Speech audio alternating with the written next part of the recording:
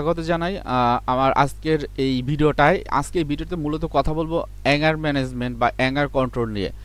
Anger কন্ট্রোলের জন্য বিভিন্ন রকমের থেরাপিউটিক অ্যাপ্রোচ যেমন ব্যবহার করা হয়, বিভিন্ন টিপস অ্যান্ড ট্রিক্সও আপনি ইউটিউবে পাবেন। তো পূর্বের যে ভিডিওটি সেইখানে আমি মূলত হচ্ছে এই যে রাগটা হয় এর কারণ কি, এর ইফেক্টটা কি এবং অ্যাঙ্গার ম্যানেজমেন্টের গুরুত্বটা কি সেই সম্পর্কে আমি বলেছি। এই ভিডিওর মাধ্যমে বা এই প্রেজেন্টেশনের মাধ্যমে বলতে চাইবো যেটি, সেটা হচ্ছে যে অ্যাঙ্গার কন্ট্রোল বা অ্যাঙ্গার ম্যানেজমেন্টের জন্য খুবই ফলপ্রসূ এবং খুবই গুরুত্বপূর্ণ যে থেরাপিউটিক মাধ্যম আরইবিটি অর্থাৎ রেশনাল ইমোটিভ বিহেভিয়ার থেরাপি, যেটি দিয়েছেন এলিস নামের একজন। খুবই ইম্পর্টেন্টলি এই যে আরইবিটিটা ব্যবহার করা হয় অ্যাঙ্গার কন্ট্রোলের জন্য, যারা প্রফেশনাল সাইকোলজিস্ট রয়েছেন তারা আরইবিটি সম্পর্কে জানেন। সো আমি আপনাদেরকে এই যে অ্যাঙ্গার কন্ট্রোলের জন্য আরইবিটি কীভাবে কাজ করে খুব যতটুকু সম্ভব মেইন যে জিনিসটা বা মেইন থিমটা আমি এখানে শো করার চেষ্টা করব। আপনারা চাইলে নিজে নিজে এই জিনিসগুলো প্র্যাকটিসগুলো করতে পারবেন। আপনি যে প্রফেশনাল কাউন্সেলিং সাইকোলজিস্ট হন অথবা সাইকোলজি প্রফেশনে থাকেন, যারা ক্লায়েন্ট দেখেন, তারা এটা আপনি অ্যাপ্লাই করতে পারবেন। এছাড়াও আপনি যদি আপনার নিজের যে রাগটাকে কন্ট্রোল করতে চান, তাহলে এই যে রেশনাল ইমোটিভ বিহেভিয়ার থেরাপিটা আপনারা ইউজ করতে পারেন। তাহলে চলুন আমি ভিতরে চলে যাই, বিস্তারিত চলে যাই। আমি প্রথমে বলেছিলাম যে আরইবিটির কথা, যে এটা হচ্ছে যে একটা সাইকোলজিক্যাল অ্যাপ্রোচ যা অ্যাঙ্গার ম্যানেজমেন্টের জন্য খুবই ভালো কাজ করে। এটা কিন্তু অনেকটা হলো যে কগনিটিভ বিহেভিয়ার থেরাপির মতো। হ্যাঁ, এর মাধ্যমে যেটা হয় যে আপনার ইরেশনাল যে বিলিফগুলো সেগুলো আইডেন্টিফাই করা হয়, এবং এটি আলবার্ট এলিস নামের এক সাইকোলজিস্ট, সে কিন্তু এটাকে ডেভেলপ করে। এই যে আরইবিটি অ্যাপ্লাই করার ক্ষেত্রে আমাদের কিন্তু কিছু প্রিন্সিপাল অবশ্যই আমাদের মেনে চলতে হয়। হ্যাঁ, এবং সেগুলো অ্যাড্রেস করতে হয়, কারণ হচ্ছে যে এই যে প্যাটার্নসগুলো থাকে সেই প্যাটার্নস কিন্তু আলাদা আলাদা থাকে। সো আরইবিটি যখন আমরা অ্যাপ্লাই করি, আমরা এই জিনিসগুলো প্রিন্সিপালগুলো আমরা মাথায় রাখি। তো এই আরইবিটির ক্ষেত্রে কি হয় যে একটা মডেল ফলো করা হয়। হ্যাঁ, এবং এই মডেলের মাধ্যমে কিন্তু রাগের কন্ট্রোলের যে বিষয়টি সেটি কিন্তু তুলে ধরা হয়। খুবই ইম্পর্টেন্ট এই জিনিসটি এবং খুব সহজ একটা মাধ্যম। এখানে এবিসি মডেল এটাকে বলা হয়। হ্যাঁ, আরইবিটির। তো এখানে এ মানে বলা হয়েছে অ্যাক্টিভেটিং ইভেন্ট, আর বি মানে হচ্ছে বিলিভ, আর সি মানে কনসিকুয়েন্সেস।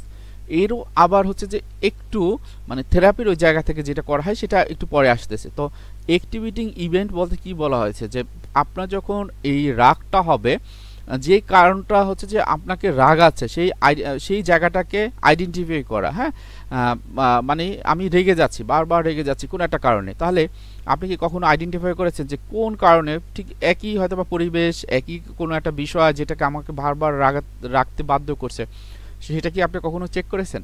সেই জিনিসটা আপনি চেক করবেন, যেটাকে বলা হয়েছে অ্যাক্টিভেটিং ইভেন্ট। তো আপনি যদি কোনো প্রফেশনাল সাইকোলজিস্টের কাছে যান, তখন কি হবে, তখন কিন্তু আপনাকে এক্সপ্লোর করবে। হ্যাঁ, এবং এই যে রাগটার ক্ষেত্রে আপনার আসলে কি কারণে হয়, কোন ইভেন্টগুলো, হ্যাঁ, এর ভিতরে কি শুধু ট্রিগারিং ফ্যাক্টরই থাকে, প্রিডিসপোজিং ফ্যাক্টর থাকে না, থাকে। তাহলে প্রিডিসপোজিং ফ্যাক্টরগুলো কিন্তু অ্যাক্টিভেটিং ইভেন্টগুলোকে আরও বৃদ্ধি করে। সো আপনি যদি একজন কাউন্সিলিং সাইকোলজিস্টের কাছে যান, তখন কিন্তু তারা এই জিনিসগুলো আইডেন্টিফাই করবে, যখন আইডেন্টিফাই করতে সাহায্য করবে আপনাকে। যখন আপনি আইডেন্টিফাই করতে পারবেন, তখন দেখবেন আপনার ভিতরে সেলফ অ্যাওয়ারনেসটা বৃদ্ধি পাবে। হ্যাঁ, এবং আপনি যখন কোনো একটা বিষয়ে বা কোনো একটি ঘটনার প্রেক্ষিতে আপনি রেগে যাচ্ছেন, তখন কিন্তু একটা কানেকশন তৈরি করতে পারবেন। সো এই জায়গাটা খুবই ইম্পর্টেন্ট, যে আপনাকে আইডেন্টিফাই করতে হবে কোন কোন জায়গাগুলোতে বা কোন কোন সিচুয়েশনে আপনি রেগে যান, কোন জিনিসগুলো আপনাকে রাগাতে বাধ্য হয়। এরপর বি মানে বিলিফ সিস্টেম। হ্যাঁ, বিলিফসটা কি, এখানে বলা হয়েছে যে আপনার যে এই যে বিশ্বাসটা বা আপনার চিন্তাটা, হ্যাঁ, ওই যে ইভেন্টটা যেটা আপনাকে হচ্ছে যে বারবার রাগাতে সাহায্য করে, বারবার রাগায়, সেই জিনিসগুলো কিন্তু কথা বলা, সেই জিনিসগুলো এক্সপ্লোর করা।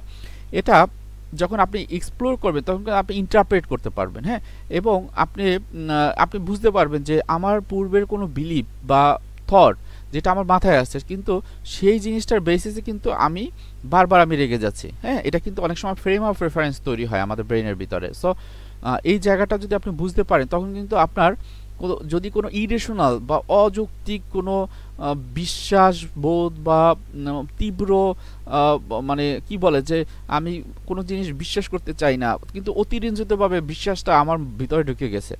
তো এই যে জায়গাগুলোতে এটা কিন্তু বিলিফ সিস্টেমের জায়গাটা কিন্তু যেটা হয় যে একজন প্রফেশনাল সাইকোলজিস্ট কিন্তু আপনাকে হেল্প করতে পারে। তো আপনার ক্ষেত্রে যেটা করবেন যে আপনি যদি খাতা কলম নেন এবং এই যে অ্যাক্টিভিটি ইভেন্টগুলো আপনি লিখলেন, আইডেন্টিফাই করলেন, তারপর এর সাথে আপনি কোন কোন বিলিফ সিস্টেমগুলো যেটা হলো পূর্বের আপনার বিশ্বাসবোধ আপনি এভাবে ভাবেন সেগুলো লিখে ফেলতে পারেন।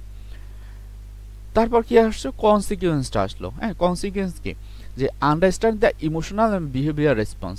যখন আমি ওই ইভেন্টটা তৈরি হলো, আমার ভিতরে বিশ্বাসবোধটার সাথে আমি একটা চ্যালেঞ্জ করলাম, একটা অ্যাসোসিয়েশন করলাম, সামঞ্জস্যতা করে আমি যে আচরণটা করলাম বা কনসিকুয়েন্সটা হলো, সেটার দুটো রেসপন্স আছে। একটা হলো ইমোশনাল বা আমার অনুভূতির মাধ্যমে, আরেকটা হলো বিহেভিয়ার রেসপন্স। এখন এই যে ইরেশনাল বিলিফ বা অযৌক্তিক যে বিশ্বাসবোধটা, এটা কিন্তু রাগের মাধ্যমে প্রকাশ হতে পারে অথবা আমার হতাশার মাধ্যমে প্রকাশ হতে পারে। অ্যান্ড এই যে আচরণের মাধ্যমে আমরা যখন প্রকাশ করি সেটা কি হয়, হয়তোবা আমরা এগ্রেসিভ হয়ে যাই অনেক বেশি, অথবা কি হয় যে আমার আচরণটা এরকম হয় যে আমি ওই জায়গাতে যাই না, আমি অ্যাভয়েড করি সব কিছু। তো এই জিনিসগুলো যদি আপনি আইডেন্টিফাই করতে পারেন এবং যদি একটু অ্যানালাইজ করেন, একটু বিচার বিশ্লেষণ করেন, তাহলে কিন্তু যেটা হয় পরবর্তীতে যখন এই মানে এই রকম কোনো মুহূর্ত হবে তখন কিন্তু আপনি হচ্ছে যে এটাকে আইডেন্টিফাই করে সেই অনুযায়ী আপনি কাজ করতে পারবেন। তাহলে দেখেন আমি এই মডেলকে তিনটি কথা বললাম। অ্যাক্টিভেটিং ইভেন্ট, যেই জিনিসটা আপনাকে বারবার ট্রিগার করে, আপনাকে রাগাতে বাধ্য হয়, সেটাকে আইডেন্টিফাই করা খুব ইম্পর্টেন্ট একটা স্টেপ, যার মাধ্যমে আপনার সেলফ অ্যাওয়ারনেস গ্রো করবে এবং আপনি কানেকশন তৈরি করতে পারবেন যে ওই ইভেন্টগুলোর মাধ্যমে আপনার এই নেগেটিভ ইমোশন বা রাগটা বেড়ে যায়। তারপর বিলিভের কথা বলা হয়েছে যে আপনার যে নেগেটিভ বা ইরেশনাল বিলিভগুলো বা থটগুলো ওই ইভেন্ট সম্পর্কে, সেই জিনিসগুলো আপনি হাতে কলমে লিখে ফেলবেন এবং আইডেন্টিফাই করবেন। আপনার কোন কোন চিন্তাগুলো আপনি যখন লিখে ফেলবেন তখন কিন্তু একটা আইডেন্টিফাই করতে পারবেন। তখন কিন্তু আপনি দেখবেন আপনার ব্রেনের ভিতরে এতদিন ছিল একভাবে, আপনি লিখে ফেললেন, তারপর আবার দেখছেন, তখন আপনার কিন্তু চিন্তা অন্যরকম হয়ে যাবে। এটা হয়। হ্যাঁ, তারপর কনসিকুয়েন্সটা কি হয়, যে আপনার ইরেশনাল এই যে বিলিভটা আপনার কিভাবে নেগেটিভ চিন্তাটা তৈরি করে, নেগেটিভ আচরণগুলো তৈরি করে, সেইগুলো আইডেন্টিফাই করে এবং প্যাটার্নগুলো কীরকম। হ্যাঁ, এটা যদি আপনি করতে পারেন তাহলে আপনি পরবর্তীতে যখন রেসপন্স করতে যাবেন তখন কিন্তু সেটা হেলদিয়ার ওয়েতে আপনি করতে পারবেন। এখন হলো ওই যে বিলিভ সিস্টেমের জায়গাটা, হ্যাঁ, ওইখানে কি হয় যে এখানে বলা হয়েছে যে এখানে চ্যালেঞ্জ করা এবং রিস্ট্রাকচার করা। হ্যাঁ, আমি একটু আগে যেটা বলেছি, আপনি লিখে ফেললেন এবং নিজেকে প্রশ্ন করলেন যে হ্যাঁ, এই জিনিসটা যে এরকম হবে, যদি হয় তাহলে আমার ক্ষতি কি, সর্বোচ্চ ক্ষতি কি। হ্যাঁ, আচ্ছা, সর্বোচ্চ ক্ষতি কি, এটা যদি হয় তারপর সর্বোচ্চ ক্ষতি কি এটা হবে, সর্বোচ্চ ক্ষতি কি এটা হবে, এরকম লিখবেন। তারপর অল্টারনেটিভ চিন্তা করতে পারেন যে আসলে পার্সপেক্টিভটা আমি এইভাবে দেখছি, যদি এটা কি অল্টারনেটিভভাবে হতে পারে, কখনো কি হয়েছিল, যদি হয় তাহলে কি হবে। এই জিনিসগুলো আপনি যদি ক্ষুদ্র ক্ষুদ্রভাবে আইডেন্টিফাই করেন, চিন্তা করেন, তখন কিন্তু আপনার ব্রেনের যে চিন্তা ভাবনা আগের গতি প্রকৃতি কিন্তু চেঞ্জ হয়ে যাবে এবং আপনি সরাসরি আপনি কনস্ট্রাকটিভ ওয়েতে, আপনি রেশনাল ওয়েতে আপনি কিন্তু চিন্তা ভাবনা করতে পারবেন। ওই রাগের মুহূর্তগুলোকে নিজেকে অ্যাডাপ্ট করতে পারবেন, নিজেকে একটা সামঞ্জস্য বিধান রেখে আপনি কিন্তু আচরণটা করতে পারবেন। এখন এবিসি ওই যে মডেলের কথা বলা হয়েছে সেখানে যদি আমি এখানে দেখি যে প্রথমে ওই সময় অ্যাওয়ারনেসের কথা বলেছিলাম। হ্যাঁ, এখন কি করতে হবে যে এই সময়টায় যখন হলো আমাদের কি হয় যে আমাদের রিকগনাইজ করা, হ্যাঁ, রিকগনাইজ করা, সেটা কি আমার যে সাইনগুলো রয়েছে রাগের ক্ষেত্রে সেইগুলো কিন্তু আমাদের আইডেন্টিফাই করতে হবে, যেটা আমরা আগেই বলেছিলাম। এবং ওই সময়গুলো আমার শারীরিক যে সাইনগুলো, হ্যাঁ, মানে শরীরের মাধ্যমে যেগুলো প্রকাশ পায়, তারপর আবেগীয়, হ্যাঁ, আমার যেগুলো হচ্ছে যে অ্যাটিটিউড বা আমার পোস্টার, গেস্টার, ফেশিয়াল এক্সপ্রেশন, আমার বিহেভিয়ার, অ্যাটেন্ডিং বিহেভিয়ার মাধ্যমে কিন্তু প্রকাশ পায়, সেই জিনিসগুলো আইডেন্টিফাই করতে হবে। তারপর আমার আচরণ, আমি কি করি, আমি কি সারাদিন ঘুমিয়ে থাকি, আমি কি কারোর সাথে মিশি না, নাকি যখন কথা বলি তখন খুব বেশি খারাপ আচরণ করি, হ্যাঁ, আমি কি খুব বেশি রাগ প্রকাশ করি, সেই রাগটা প্রকাশটা কীরকম থাকে, এই জিনিসগুলো কিন্তু এই যে প্রথম স্টেজেই আইডেন্টিফাই করা হয়। তারপর হলো বলা হয় ব্রিথ অ্যান্ড বডি। হ্যাঁ, এইখানে কি হয় যে আপনাকে হয়তোবা এই যে স্টেবিলাইজেশনের কথা বলা হয়েছে, যে শ্বাসের ব্যায়াম অথবা অন্যান্য রিল্যাক্সেশন যে টেকনিকগুলো আছে সেগুলো যদি আপনি নিয়মিত করেন তাহলে আপনার ফিজিক্যাল যে রেসপন্সটা, অর্থাৎ অনেক সময় কি হয় যে আমাদের কাছে যারা আসে তারা বিভিন্ন রকমের শারীরিক লক্ষণের কথা বলে, হ্যাঁ, এবং যখন তাদেরকে এই যে স্টেবিলাইজেশন বা রিল্যাক্সেশন টেকনিকগুলো শেখানো হয় সেটা কীরকম, হয়তো বা যে শ্বাসের ব্যায়াম রয়েছে যেটাকে আমরা ব্রিদিং এক্সারসাইজ বলি, হ্যাঁ, তারপর প্রোগ্রেসিভ মাসেল রিল্যাক্সেশন, এই সম্পর্কে আরও ভিডিও আছে আমার, আপনারা দেখে ওখানে নিতে পারেন। তাছাড়া মাইন্ডফুলনেস মেডিটেশন বা অন্যান্য যে টেকনিকগুলো আমরা ব্যবহার করি সেই জিনিসগুলো কিন্তু আপনি বাসাতে বসে সেলফ হেল্প টেকনিকের মতো আপনি কিন্তু ব্যবহার করতে পারেন। তারপর হলো সি, হ্যাঁ, সি মানে হলো চয়েস। এখন এখানে বলা হয়েছে যে making conscious decision two respond two anger trigger. রাগটা আমাকে ট্রিগার করলো, আমি কি করলাম যে এই জায়গাটাতে হচ্ছে যে রেসপন্ড করলাম। তো এই সময় কিন্তু আমাদের দেখতে হবে যে আসলে আমি যদি পজ নেই, আমি যদি না রাগি, একটু সময় নেই, হ্যাঁ, এবং একটু রেসপন্স হয়তো বা আগে সরাসরি করতাম, এখন করব না, আমি অন্তত 3 সেকেন্ড বা 5 সেকেন্ড অপেক্ষা করব, হ্যাঁ, একটু অপেক্ষা করে ওই 3 সেকেন্ড বা 5 সেকেন্ড ভেবে তারপর আমি রেসপন্স করব। হ্যাঁ, এটা কি হলো, এটা আমার একটা চয়েস হলো। হ্যাঁ, এবং এটা যখন করা হবে তখন আমি কিন্তু আমার কাজটা কি, আমার কোন কাজটা করা উচিত, কোন কাজটা আমার করলে ভালো হতো, তখন কিন্তু এই 3 থেকে 5 সেকেন্ডের মধ্যে আমি করতে পারি। তো অবশ্যই এই চয়েসের ব্যাপারটা আমরা গুরুত্ব রাখবো। তাহলে অ্যাওয়ারনেসের ব্যাপারটা আমরা বুঝলাম, ওই যে আমার ফিজিক্যাল ইমোশনাল বিহেভিয়ার সাইনগুলো আমরা আইডেন্টিফাই করব, ব্রেথ অ্যান্ড বডি যে জায়গাটা সেটা হলো রিল্যাক্সেশন টেকনিক রয়েছে সেগুলো আমরা অ্যাপ্লাই করতে পারি। তারপর চয়েসের কথা বলা হয়েছে যে চয়েসের ব্যাপারটা খুবই ইম্পর্টেন্ট। আমরা যখন কোনো সিদ্ধান্ত নিয়ে আমরা আগে রেসপন্স করব তখন একটু পজ নিয়ে আগে ভাববো, তারপর হলো আমরা একটা সিদ্ধান্ত নেব। তারপর হলো বলা হয়েছে যে ডায়ালগ, হ্যাঁ, যখন আমি কথা বলবো ওই সময়টা অ্যাসার্টিভলি আমি কথা বলতে পারি কিনা সেই জিনিসটা দেখব, হ্যাঁ, এবং যখন কথা বলবো ইফেক্টিভলি করা যায় কিনা। কারণ কি আমাদের যখন রেগে যাই, অনেক দিন ধরে রেগে যাচ্ছে, মনটা এমনিতেই হলো খুব বেশি রাগ থাকে, তো আমি কি করব, হ্যাঁ, আমি তো ওই সময় কন্ট্রোল করতে পারি না। তো যদি আপনি ইনিশিয়েটিভ নেন, হ্যাঁ, যে আমি আসলে কন্ট্রোল করব, এই যে ভিডিওটা দেখলেন বা আমার কথা শুনলেন, এরপর আপনি একটু করে দেখেন, আপনার আশেপাশে যারা থাকবে তারা কিন্তু আসলে আপনাকে চাইবে যে আসলে আপনাকে রাগাবো না, হ্যাঁ, বা আপনি রাগ হওয়ান সেটা কিন্তু অনেক ক্ষেত্রেই কমে যাবে, তারা চাইবে না। এখন এখানে বলা হয়েছে অ্যাসার্টিভনেস, হ্যাঁ, যেটার জন্য ইফেক্টিভ একটা এক্সপ্রেশন হতে পারে আপনার ক্ষেত্রে।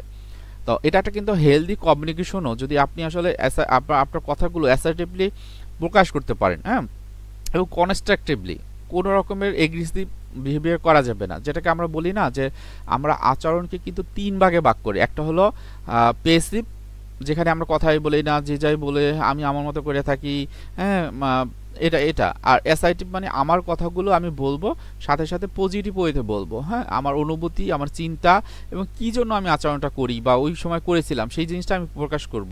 এবং আমার যদি রিকোয়েস্ট থাকে যে হ্যাঁ তোমরা যদি এই জিনিসটা করা থেকে বিরত থাকো তাহলে আমি একটু শান্ত থাকবো, আমার হয়তো বা রাগ হবে না, তাহলে এই জিনিসটা অ্যাসার্টিভনেস। এগ্রেসিভনেসটা কি? এগ্রেসিভনেস তো সবাই জানি, কিছু একটা হলো, রাগ থেকে একদম ভাঙচুর শুরু করে দিলাম, সবকিছু এলোমেলো করে ফেললাম। তো অবশ্যই আমাদেরকে অ্যাসার্টিভ হতে হয় এই জায়গাগুলোতে। যদি কারো খুব বেশি সমস্যা হয়, আমি বলবো যে আপনারা একটু আগে থাকতে ব্রিদিং এক্সারসাইজ এবং মেডিটেশনটা করেন। যদি 30 মিনিটস করতে পারেন দ্যাটস গুড, দেখবেন যে আপনি অনেক কিছু দিয়ে আপনার এই যে রাগ কন্ট্রোলের যে জায়গাটা, নিজেকে কন্ট্রোল করা, সেই জিনিসটা আপনারা করতে পারবেন। তারপর হলো ইমপ্যাথি, হ্যাঁ, মানে এখানে কি যে আপনি যখন কথা বলবেন কারোর সাথে, যে হয়তো বা আপনার সাথে বা যেই জিনিসগুলোর জন্য আপনার ভিতরে একটা রাগ কাজ করছে, সেই জায়গাগুলোকে একটু ইমপ্যাথেটিক্যালি আন্ডারস্ট্যান্ডিং করা। হয়তো বা একটা মানুষের জন্য আমার প্রতিবার আমি রেগে যাচ্ছি, কখনো কি ভেবেছেন যে তার কারণে আপনি যে রেগে যাচ্ছেন তার অবস্থানটা কি? তার অবস্থান যদি আপনি থাকতেন তাহলে কি করতেন? সে যে কথাগুলো বলে, সে যে অন্য কাজের সাথে জড়িত, হ্যাঁ, অন্য যে কন্ট্রিবিউশনগুলো তার করতে হয়, সেখানে যদি আপনি থাকতেন তখন কি আপনি যে আচরণটা করেন সেই আচরণটার প্রেক্ষিতে তিনি যেটা করেন সেখানে যদি আপনি হতেন তাহলে আপনি কি করতেন? অল্টারনেটিভলি যদি চিন্তা করেন। আরও সংক্ষেপে বলি, যদি মনে হয় হাজব্যান্ড ওয়াইফের ব্যাপার, আপনি যদি হাজব্যান্ড হয়ে থাকেন, আপনার ওয়াইফের জন্য আপনি রেগে যাচ্ছেন বারবার, তাহলে আপনার ওয়াইফের জায়গাতে আপনি একটু যান এবং ভাবেন যে প্রতিদিন কি কি কাজ করে, কার কার সাথে কী ধরনের কমিউনিকেশন করে, ওই সময় তার মেজাজটা কীরকম থাকে, তার মনটা কেরম থাকে। আপনি যদি ওইখানে হতেন, ঘরের কাজ করা, বাচ্চা কাচ্চা সামলানো বা অন্যদের সাথে কমিউনিকেশন, এটা ভালো একটা পজিটিভ বিটি সবসময় থাকা, এরপরে যখন আপনার সাথে কথা বলে আপনি কি আসলে তার জায়গায় থাকলে কী রকম থাকতেন? এটা যদি বুঝতে পারেন তাহলে কিন্তু আপনার নিজের ভিতরে একটা মোটিভেশন কাজ করবে এবং আপনি কিন্তু নিজেকে ইম্পাথাইজ করতে পারবেন, হ্যাঁ, যে হ্যাঁ আসলেই তো তার জায়গায় যখন আমি থাকি, হ্যাঁ, তখন কিন্তু দেখি তার কিন্তু অনেক অনেক পেইন থাকতে হয়, যার কারণে সে হয়তো বা কিছু কথা বলে আর আমিও রেগে যাই। তো এটা কিন্তু একটা কনস্ট্রাকটিভ একটা সলিউশন হতে পারে অ্যাঙ্গার ম্যানেজমেন্টের ক্ষেত্রে। তারপর বলা হয় ফরগিভনেস। হ্যাঁ, তো এই যে বলা হয় যে learning to let go a past anger and resentment. হ্যাঁ, আমাদের হয় কি যে আমাদের অতীতের কোনো ঘটনা যেটা আমার সবসময় মনে পড়ে, কারণ ওটা আমাকে রাগিয়েছিল, ওটা আমার মাথা থেকে আমি কখনোই ভুলে যেতে পারি না। এই যে ভুলে যাই না, এটা কি হয় আমার ভিতরে কিন্তু আরও খারাপ লাগা কাজ করে। সো আমরা যেটা করি ফরগিভনেস করা, হ্যাঁ, তাকে ফরগিভ করা।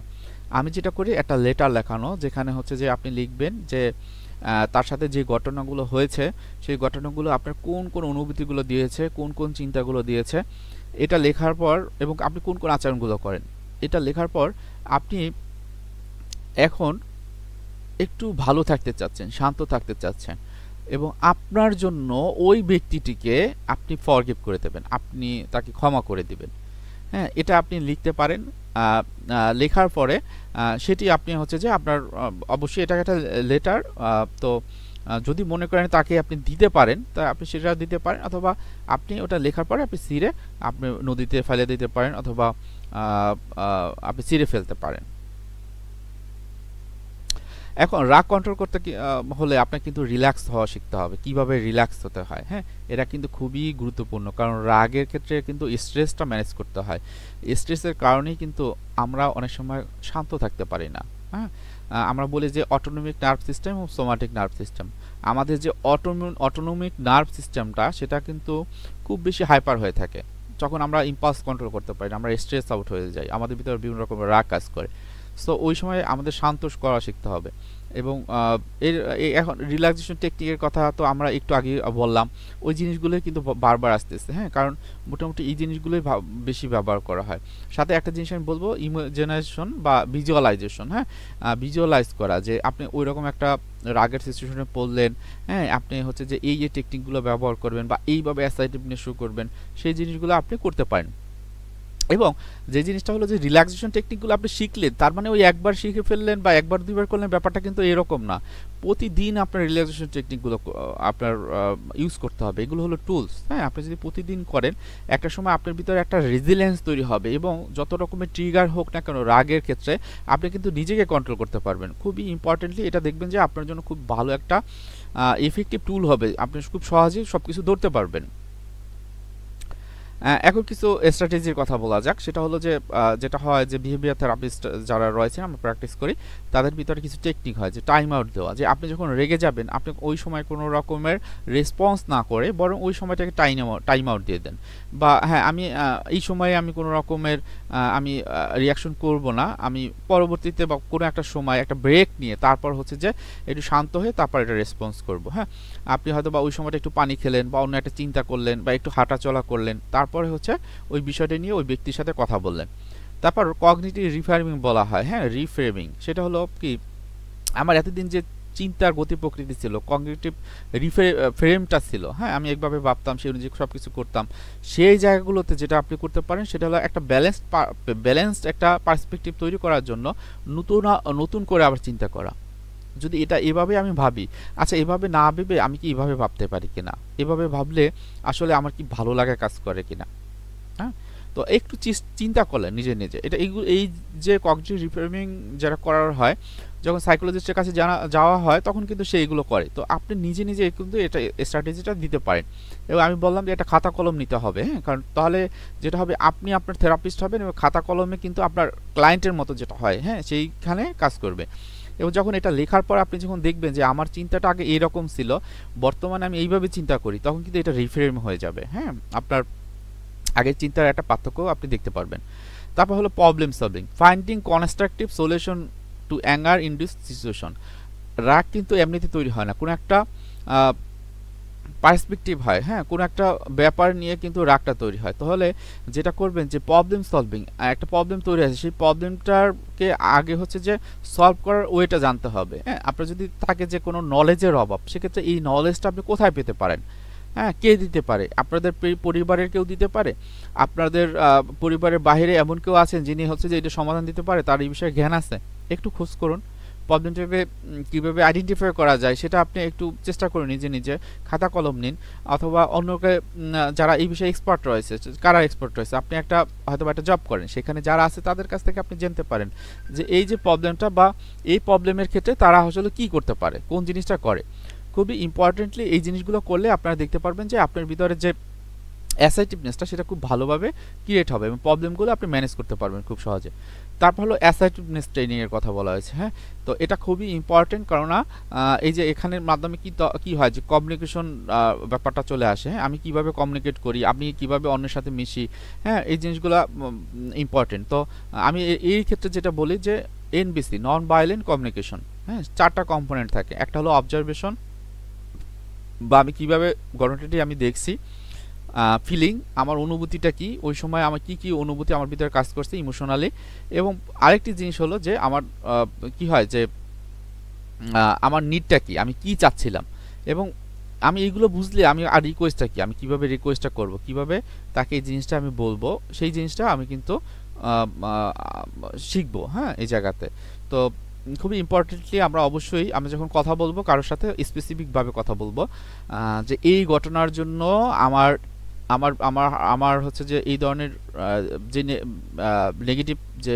অনুভূতিগুলো হবে, আমি ফার্স্ট্রেটেড থেকেছি, আমার রাগ হয়েছে, অথবা আমি একটু বিরক্ত বোধ করেছি, এই জিনিসগুলো আমি বলবো।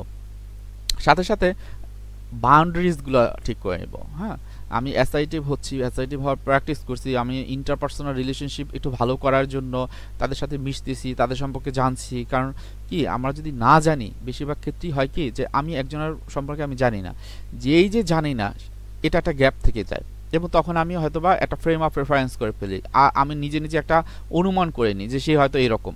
তো এই জিনিসটার ক্ষেত্রে কিন্তু তাদের ক্ষেত্রে একটা নেগেটিভ একটা ধারণা তৈরি হয়, যেটা কিন্তু খুব মানে নেগেটিভভাবে আমাদের সম্পর্কের ক্ষেত্রে এবং আমার পার্সোনাল লাইফের ক্ষেত্রে এটা হ্যাম্পার করে। সো এই জিনিসগুলো কিন্তু কথা বলতে পারি, আমরা ওপেন কমিউনিকেশন করব এবং আমার অনুভূতিগুলো শেয়ার করব, এনবিসির কথা বলেছিলাম সেগুলো করবো, এবং বাউন্ডারি সেট করে রাখবো যে এই বাউন্ডারির ভিতরে আমি কাকে আসতে দিব কি দিব না। হ্যাঁ, সেই জিনিসটা। স্ট্রেস ম্যানেজমেন্টের কথা বলা হয়েছে যে সবগুলোই হচ্ছে যে স্ট্রেস ম্যানেজমেন্টে অনেক কিছু চলে আসে, যে স্টেবিলাইজেশনের কথা বলা হয়েছে, যেটা খুবই ভালো কাজ করে।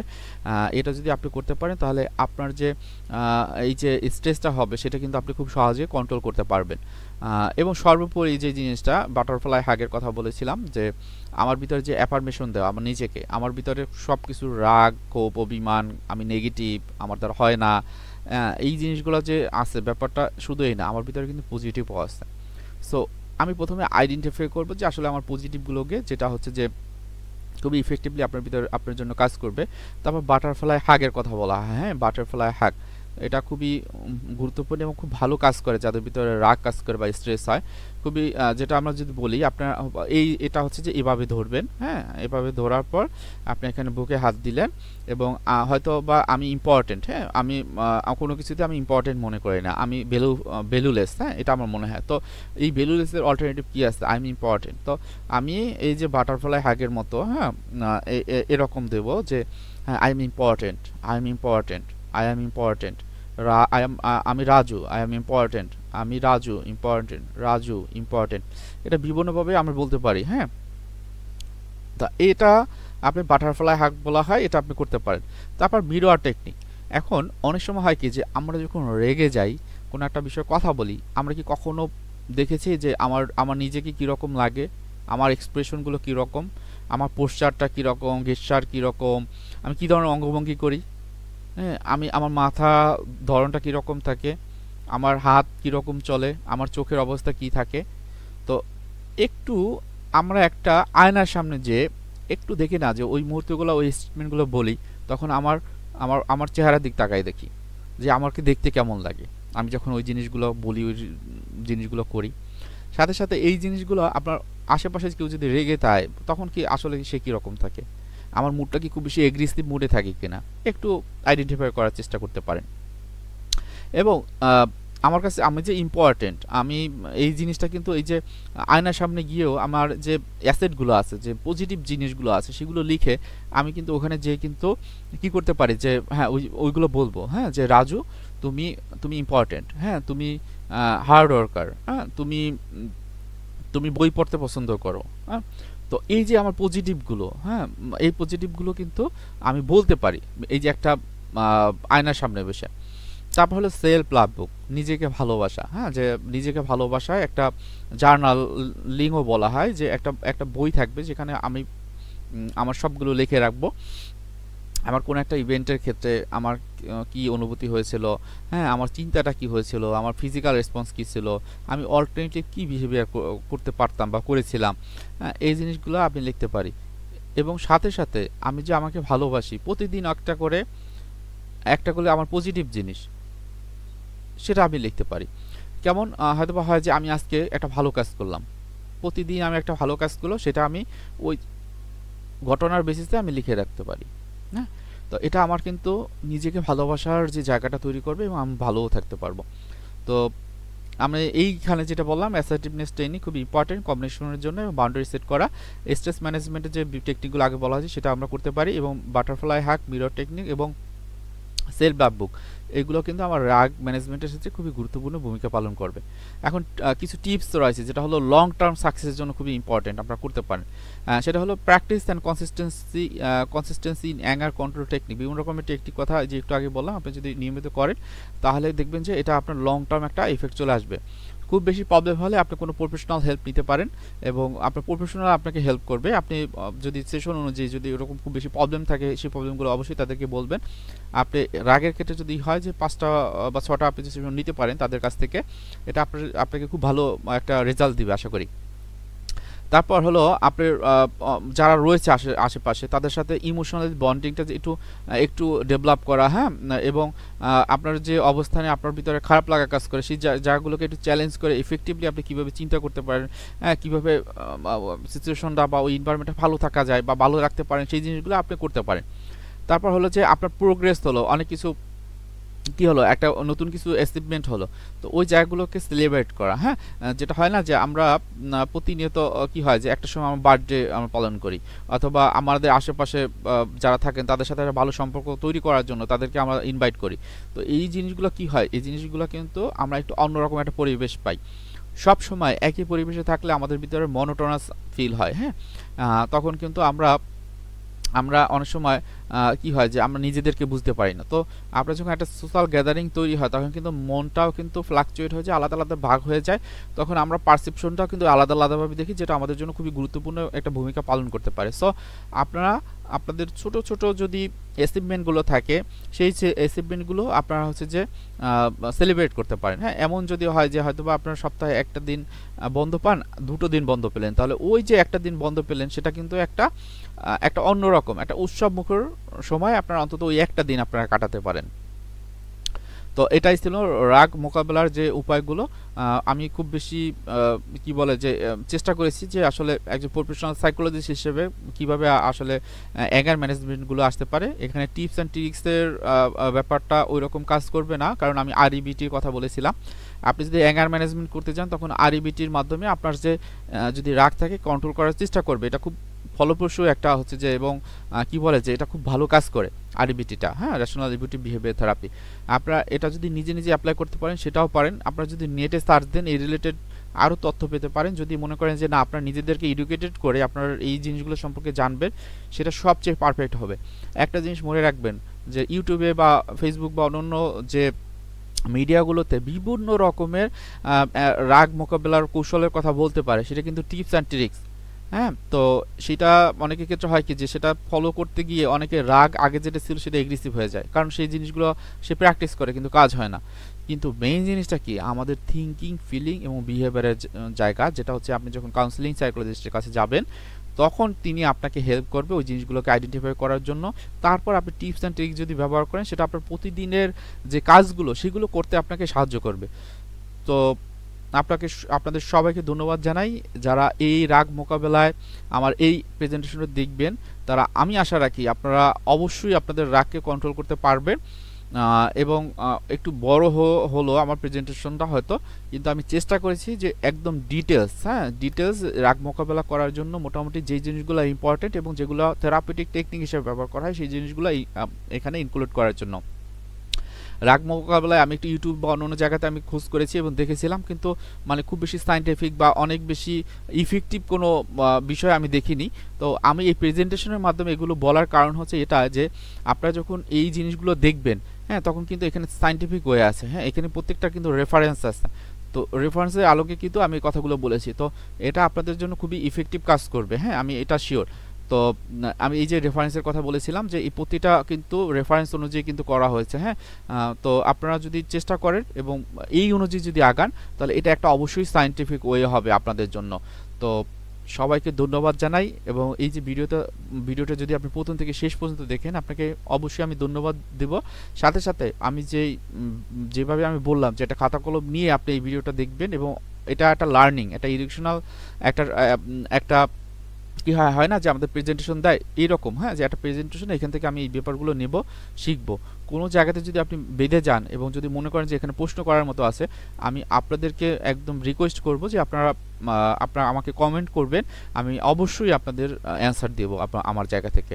তো সবাই ভালো থাকবেন, সুখী থাকবেন, এবং আপনাদের মনের যত্ন নিবেন। আশেপাশে আপনার ফ্যামিলি মেম্বার কারো যদি কোনো সমস্যায় থাকে, রাগ বা ক্ষোভ অভিমান থাকে, অবশ্যই তাকেও একটু টেক কেয়ার করবেন। এটাই আশা রাখি সবাই। এই বলে আমি আমার আজকে যে প্রেজেন্টেশনটি সেটা শেষ করলাম। সবাইকে ধন্যবাদ এবং আসসালামু আলাইকুম।